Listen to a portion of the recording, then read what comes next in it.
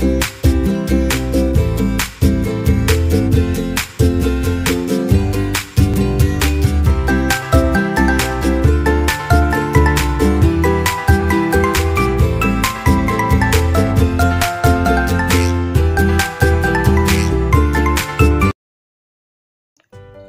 pagi anak-anak, salam jumpa lagi bersama saya Pak Niko. Kita akan belajar bersama lagi tentang pendidikan kewarganegaraan, khususnya tentang nilai-nilai Pancasila. Nah, hari ini kita akan bahas untuk yang terakhir tentang nilai Pancasila, yakni nilai Pancasila dalam penyelenggaraan pemerintah negara. Kita langsung aja. Untuk menghemat waktunya, yang pertama nilai sila ketuhanan yang Maha Esa. Yang pertama pengakuan adanya kausa prima, yaitu Tuhan yang Maha Esa. Pengakuan bahwa Tuhan adalah penyebab utama dari apa yang ada di muka bumi. Jadi semua di muka bumi ini ada karena ada Tuhan, itu maksudnya. Jadi kausa prima itu maksudnya penyebab yang utama. Yang kedua, negara menjamin penduduk untuk memeluk agama masing-masing dan beribadah menurut agamanya. Jadi kita yang memeluk agama dan beribadah menurut agama kita masing-masing itu dijamin oleh negara. Negara menjamin kita untuk memeluk agama dan beribadah menurut kepercayaan kita. Jadi tidak ada orang lain yang berani melanggar kebebasan ini. Yang berikut, tidak memaksa warga negara untuk beragama, tetapi diwajibkan memeluk agama sesuai hukum yang berlaku.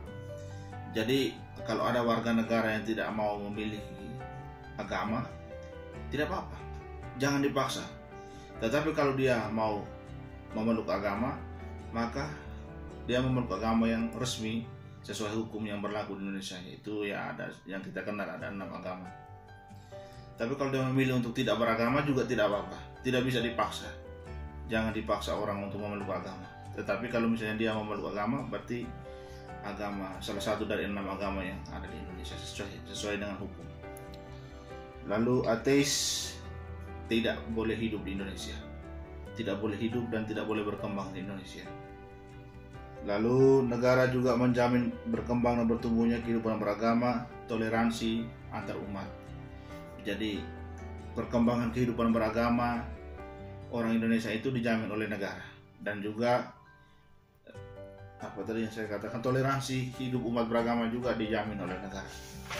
Kita lihat yang kedua, ada sila kemanusiaan yang adil dan beradab. Sila kemanusiaan yang adil dan beradab yaitu menempatkan manusia sesuai dengan hakikatnya sebagai makhluk Tuhan.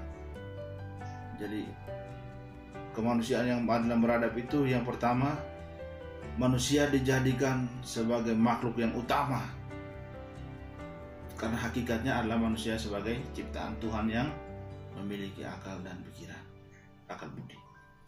Yang kedua, menjunjung tinggi kemerdekaan sebagai hak segala bangsa, dan ini bersifat universal. Jadi setiap manusia, setiap pribadi manusia itu memiliki hak untuk merdeka, untuk bebas mengekspresikan diri, bebas mengekspresikan bakat, minat, dan seterusnya. Dan itu berlaku untuk semua manusia, tidak hanya orang-orang tertentu saja. Semua manusia, maksud saya semua rakyat Indonesia, karena kita bicara tentang Indonesia.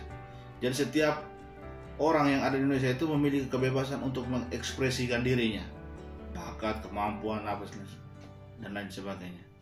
Dan itu bebas, dan itu berlaku untuk semua, tidak hanya kalangan-kalangan tertentu aja. Lalu yang ketiga, mewujudkan keadilan dan peradaban yang tidak lemah. Artinya bahwa yang dituju masyarakat Indonesia adalah keadilan dan peradaban yang tidak pasif, yaitu pelurusan dan penegakan hukum yang kuat. Nah ini dia. Jadi keadilan bagi semua orang, keadilan terutama keadilan hukum bagi semua orang. Ketika ada orang yang bersalah, dihukum sesuai dengan pasal atau undang-undang yang sudah berlaku. Dan itu berlaku untuk semua orang juga. Tidak hanya kepada orang kecil hukum itu berlaku, sedangkan orang-orang yang kuat dan besar hukum tidak berlaku. Tidak bisa. Hukum berlaku untuk semua orang.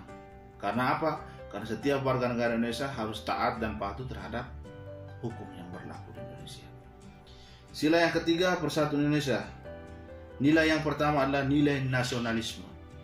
Nasionalisme artinya dengan penuh semangat jiwa dan raga untuk membela bangsa ini. Berani bertaruh nyawa untuk membela bangsa. Kenapa? Karena kita sudah bersatu sebagai warga negara Indonesia.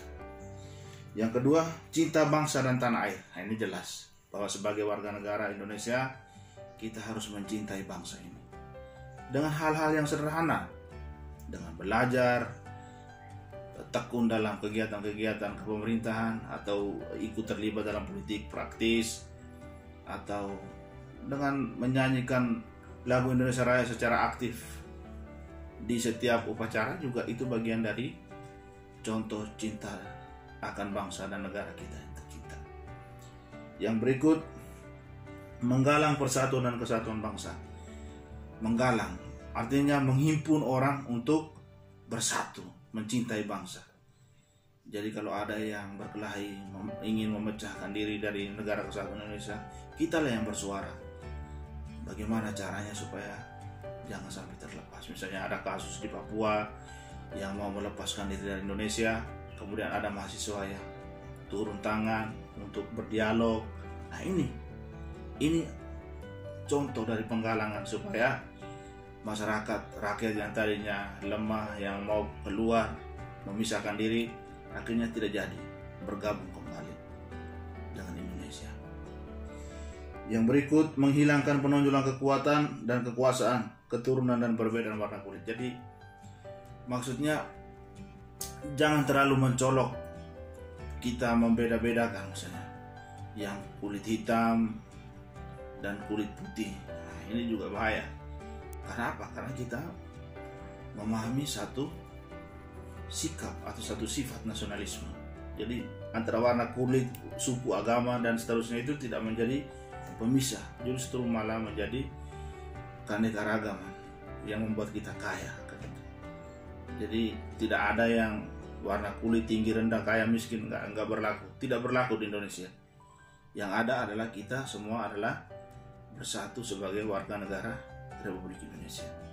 Yang terakhir, menumbuhkan rasa senasib dan sepenanggungan.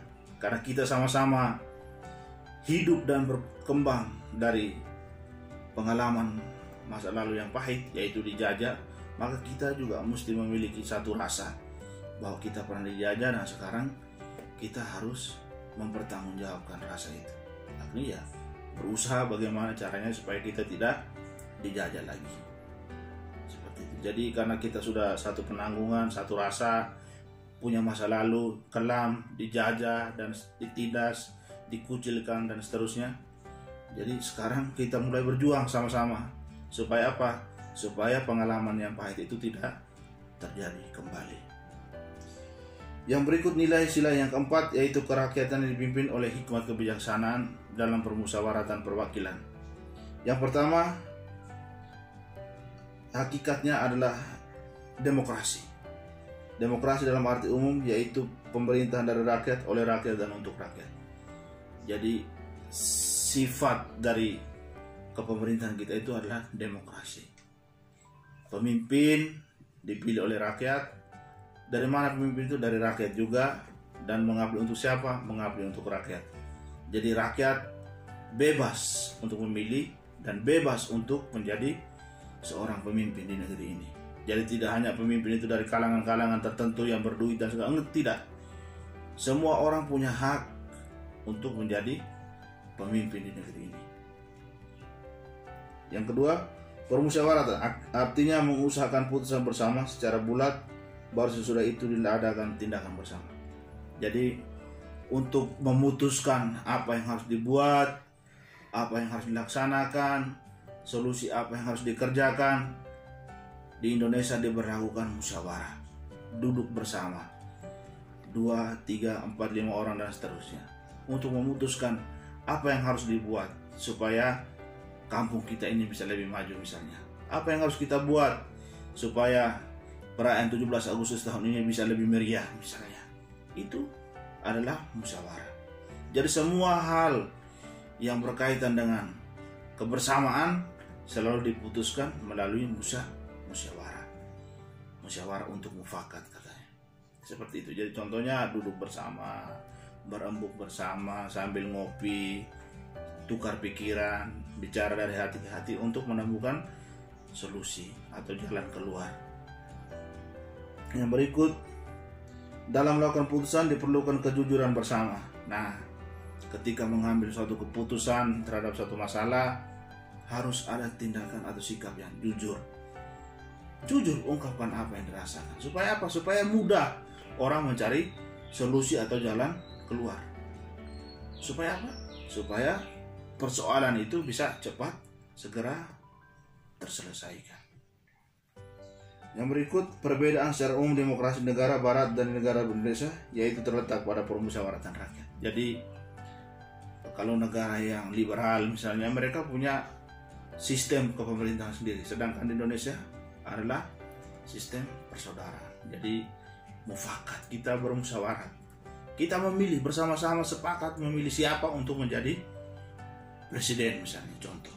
Kalau di negara barat, negara kontinental Eropa yang memilih paham yang lain, sistem demokrasi yang berbeda, mereka punya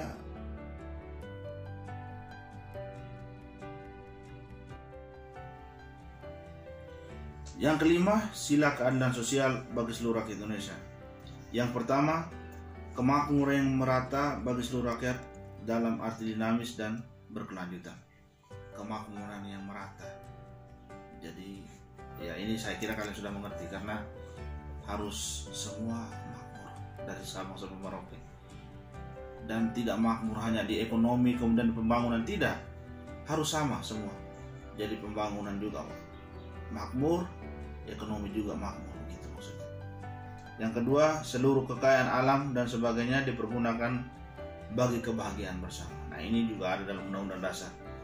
Jadi kekayaan alam apapun yang ada di bumi Indonesia diolah dan kemudian untuk kemakmuran, dijadikan untuk kemakmuran rakyat, dijual, lalu uangnya datang, beli sesuatu, lalu bagikan kepada rakyat Indonesia supaya kemakmuran, keadilan itu bisa tercapai. Jadi kekayaan alam di Indonesia ini digali, diolah, lalu kemudian dijual dan beli sesuatu yang lain untuk supaya bangsa Indonesia bisa makan, rakyat bisa makan, tidak kelaparan.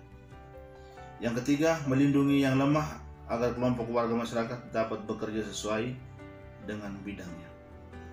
Jadi negara harus melindungi orang-orang lemah, orang-orang yang ada di pinggiran, orang-orang yang miskin, tertindas.